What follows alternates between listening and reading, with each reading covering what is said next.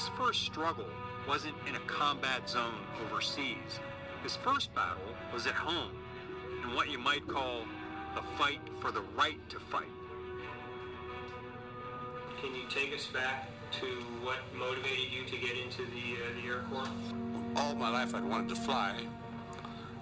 There were no opportunities, and also I had no money, so I couldn't pay for rides.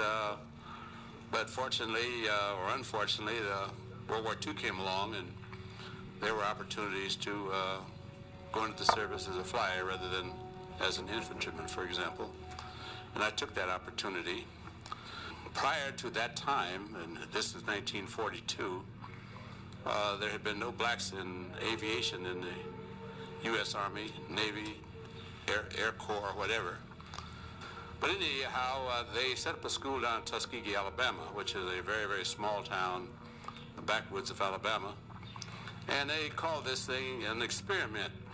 This was a 100% black unit. The mechanics, the radio operators, the photographers, the pilots, everyone was black. For this experiment's sake, I guess that was good, because there were no areas in aviation that our people didn't succeed in. So had they been half white, then they could say, well, they survived because of the whites. So this wasn't possible, as it turned out. We had very fine people, highly skilled young men, highly educated young men. I was one of the very few who hadn't finished a college at that time, because I was only about 20 years old or so. We had people who were many PhD type doctors and a few medical doctors who chose to be fighter pilots, and it's a pretty good choice if you're a young man. Doctors usually go from their homes to some kind of an office, to a laboratory, to a hospital or something, and I guess there's some excitement in that too, but nothing like finding a fighter. Basic training, if you will, took place in Tuskegee, and after completion of that, the flyers all went to Suffolk, Michigan. In the segregated Army at that time, there was much support for an all-black aviation. Busting his fellow airmen faced resentment and skepticism. They did nothing really to teach us to prepare us for combat. We had to do that ourselves, from movies, from film snips, from all kinds of sources. But we had no one who was qualified to prepare us to face Germans, for example. We have enough objectives to sway the outcome of this fight. We got through that, of course, and we went to combat, departing the United States on the 4th of January, 1944. We flew from eastern Italy, a place called Termoli, which before our arrival was a large wheat field. Initially, they were equipped with the P-39 Airacobra. It was a fine single-engine fighter when it was first built, before the war in 1939. But it was severely limited in its performance and its ability to operate at medium and high altitude. So when it got to Europe, it was already obsolete when it came time to tangle with the German Luftwaffe. It wasn't long before the P-39s were pulled out of frontline service and replaced with the mighty P-51 Mustang, a much more capable fighter with 6 50 caliber machine guns. We were there flying over in Europe, we were flying P-39s, which is probably the poorest airplane that's ever produced in this country. It had an Allison engine, and that was a disgrace. We lost a lot of people just because of the inefficiency of the aircraft. As time went by, we got better aircraft. Eventually, going through several types of aircraft, we wound up in P-51s in the 15th Air Force.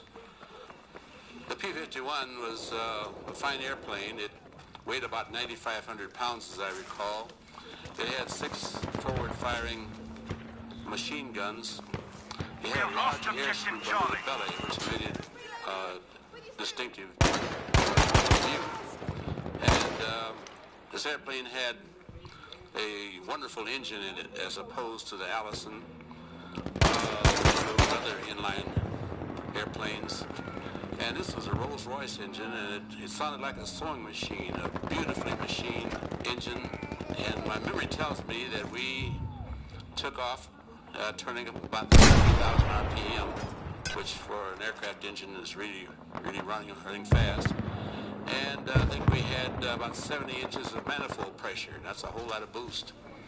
And this airplane would take off in a very short area for a fighter plane, and it climbed rather rapidly. It was undoubtedly the best airplane involved in World War II. And it made a lot of difference in the attitude of pilots to be flying an airplane that does really produce, as opposed to some of the lesser airplanes that we had. Of course, another thing happens when you have a very fine airplane with a lot of maneuverability. Some of the people would, our pilots, the young ones particularly, would take this thing outside its envelope, and We've lost objective it had Able. mishaps in it too. But it was a very fine airplane. How did the guns sound, the armament compared to your opposition? The Germans liked 20 millimeter cannons, and their fighters usually had 4 20 millimeter guns. And the 20 millimeter projectile from those guns is bigger Good than work. We have 50 taken caliber. objective Charlie. But this is the kind of thing that that airplane builders, armament manufacturers play games with. Yeah, I don't know that Objective the Charlie has been lost. 650s were any less effective than 20 millimeters. Certainly, it takes less guns, it takes less weights, and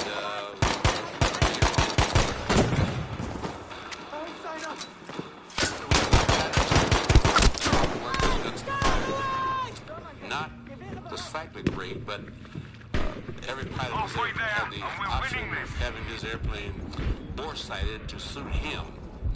And some guys wanted those 650s to converge on a point out there the size of a 4-bit piece at 300 yards. All 6 guns passing through that same very small diameter, which gives you a tremendous impact.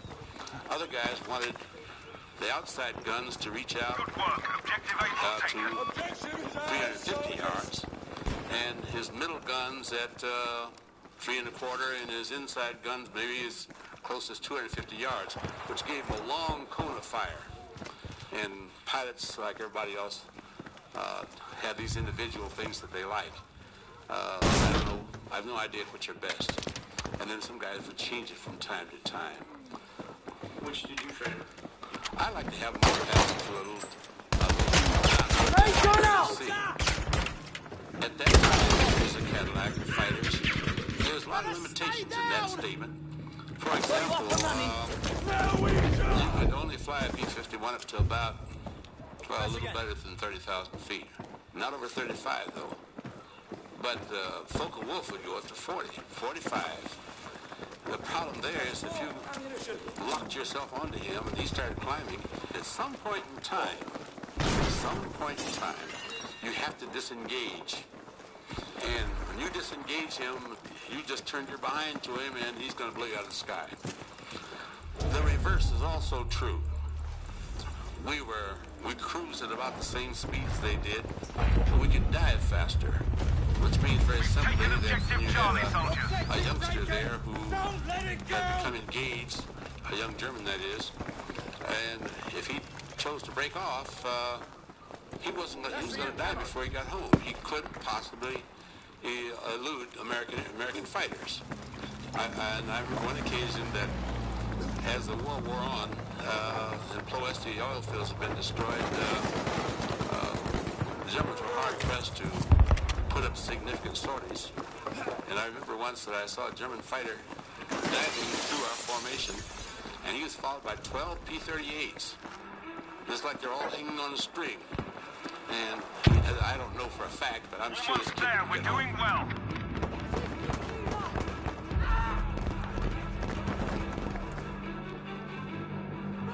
Probably the best missions that fighter pilots have is providing cover for bombers. The Germans had fighters at that time still, and it gave you an opportunity to engage in combat. And aerial combat, unlike, well, it isn't totally unlike combat in any other form, but it tests you, and it demands the very best that you have, and in many cases you're competing with a man, a German, maybe an Italian even, who probably is good in his trade, and you got a chance to find out if you have been eating meat or dog. It's a very exciting time of life, or activity of life. After those hundreds of hours of training that we had, engaging in combat was a very natural thing, just like being a boxer. You don't have to tell yourself, oh, this guy's going to jab, so I better cover my chin. You don't have to think. You can react and act and react without any prior thought. And the adrenaline takes over, and you become an entirely different man than you were on the ground. It gets interesting because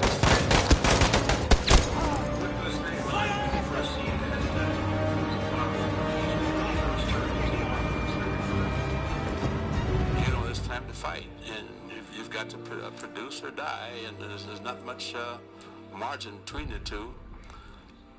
The first one that I was involved with, we were protecting some bombers who were on the way to Wiener Neustadt. Wiener Neustadt was, I guess, probably in Austria rather than Germany. But they had ball bearing factories there, and this is very important to the Germans, and we hit them many, many times to destroy those works. And we were flying, and someone called a bounce, and I looked off in the distance, and I could see these Germans, and they were in a maneuver that I never saw before nor since.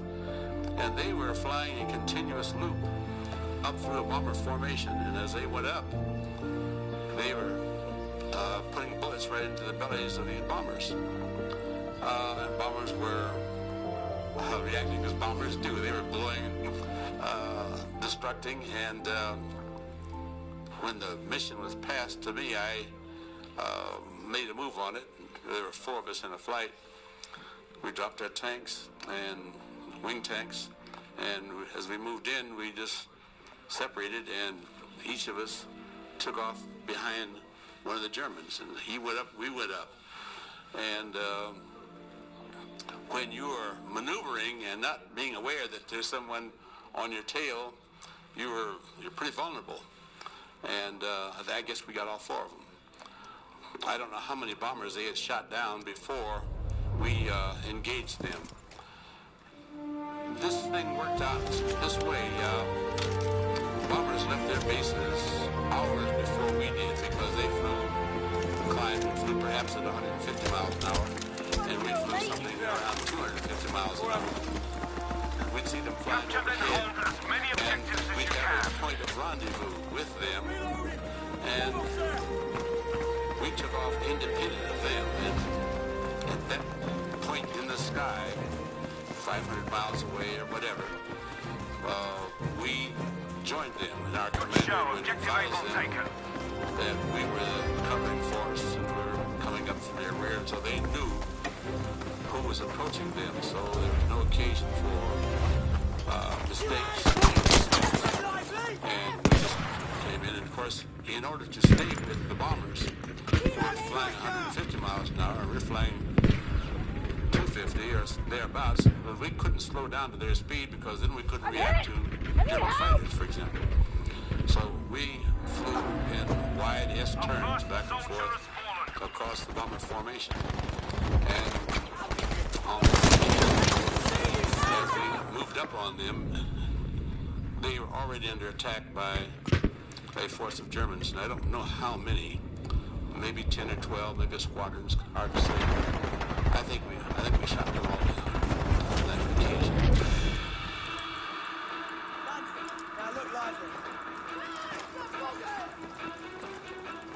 Now, we've only talked about We now have enough objectives aerial secured to combat, control the fight. and this is the fun part of this business. We also had a lot of strafing missions to perform.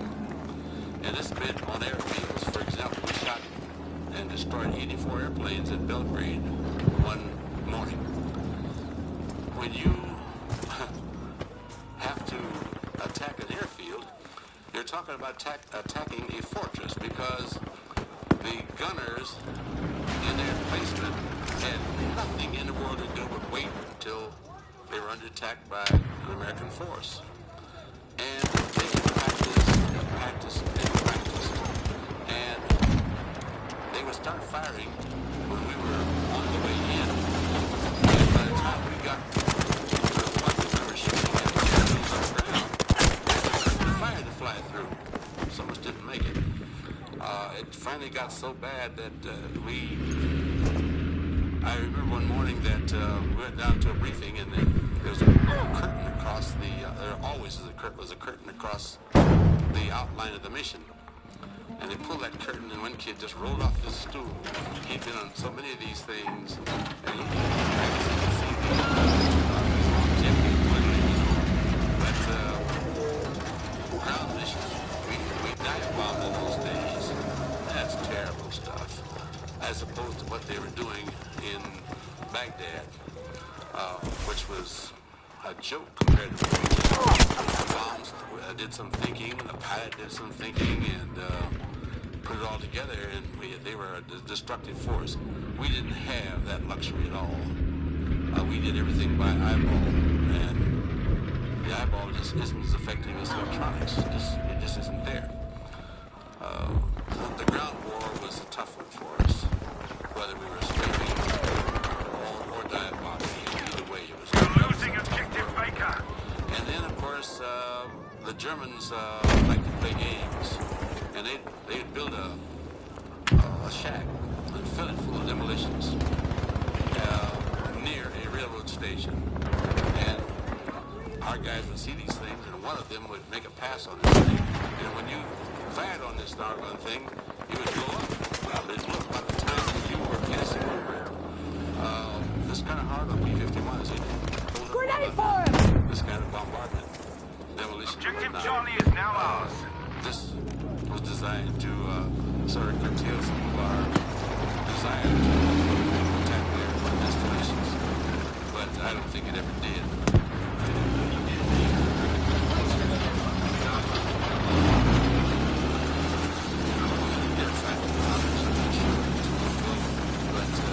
We've lost objective We would Able. go up and climb up into the sun, so that we were going down sun onto the target, so that when they looked up, they couldn't discern us very well because they're looking into the sun. And then when you left that thing, you bend it around and climb back into the sun also, so that We have now taken objective Baker. have different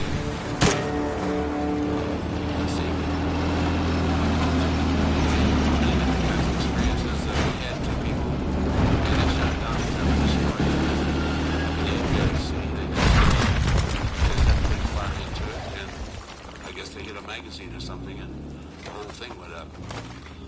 That was a rather singular experience, but it happened. What kind of air defense did the Germans put up against you?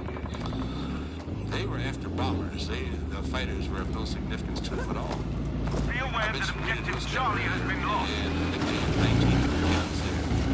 1,900 was sort of a magic number, it seems to me. Ploesti had 1,900 guns. I guess Berlin must have had 10 times. They weren't planning for artillery. They put flags in the air. Have the impression you could walk from one flag burst to another. You couldn't, of course, but it looked that it was that thick. They were after bombers.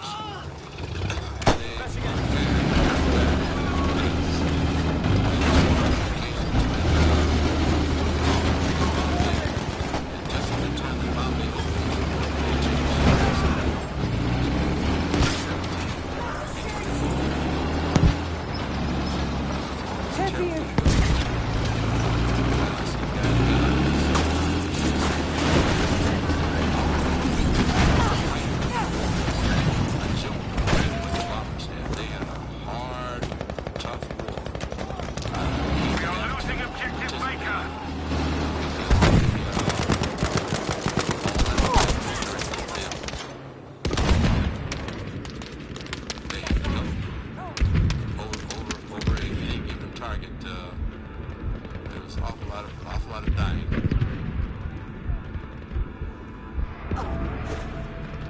flew all over Central, Doing well. The battle's Southern, half won.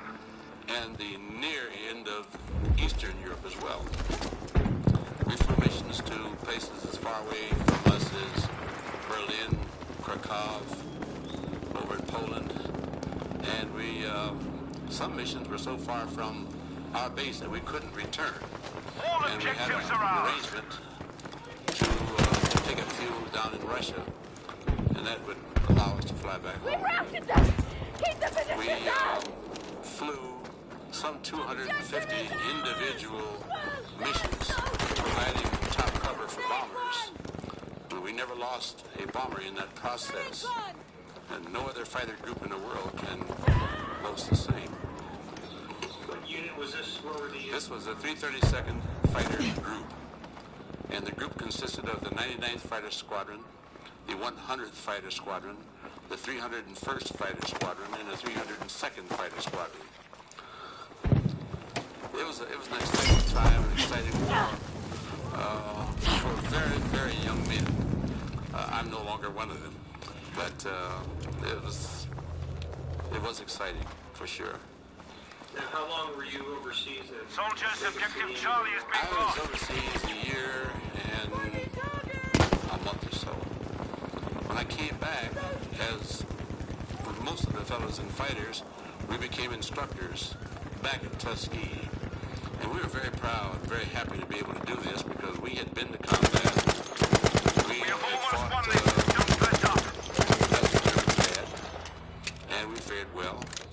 And we were able to pass on those things that no one passed to us. And I felt very good about this. We knew the tricks. We knew the attitudes and all those things that are necessary to be successful as a fighter pilot. And we had that opportunity. We made the most of it. The Tuskegee-trained pilots earned a reputation as the most skilled escorts for the long-range bombers flying over enemy territory. Bomber groups would specifically request the Tuskegee Airmen. And long after the war, those bomber pilots continued to express their appreciation for the commitment and skill of those black pilots. Anytime a bomber, that we saw a bomber was in distress, some of us went down and escorted him home or escorted him back to a friendly area. Sometimes after being over a target, bombers would have a landing gear that would one up and one down, missing turrets, missing engines, in all stages of distress, but we never left them out in enemy territory alone. We always brought them to our base or to a base where they could execute a landing and be safe to fly another day. And they enjoyed this coverage, and we did too. Now, is this the kind of dedication that led bomber units to request your Yes. specifically? Yes, the bombers groups always requested this specifically, but if we were not for grabs, someone in the Air Force headquarters determined, based on proximity to the targets and all kinds of other considerations, who would escort whom. And I don't think that any bomb group ever got us because they asked for us, but a lot of them did. And we get letters and things from bomb groups and whatnot who have reunions and things on an annual basis, and they're never, we've never been without praise.